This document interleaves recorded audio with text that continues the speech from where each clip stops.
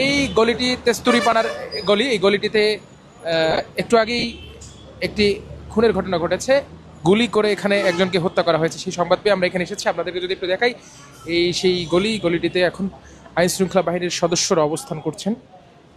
আমরা সর্বশেষ আমাদের হাতে যে তথ্য এসেছে সেই তথ্য অনুযায়ী এখানে যাকে গুলি করা হয়েছেন তিনি স্বেচ্ছাসেবক দলের নেতা। জানতে পেরেছি তিনি স্বেচ্ছাসেবক দলের একজন বহিষ্কৃত নেতা।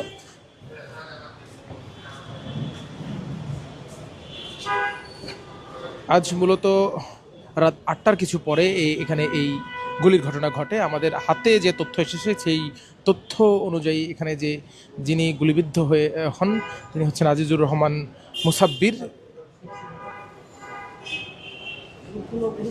এখানে গুলিবিদ্ধ হওয়ার পর তাকে নিকটস্থ একটি হাসপাতালে নেওয়া হয় এবং এরপরেই তাকে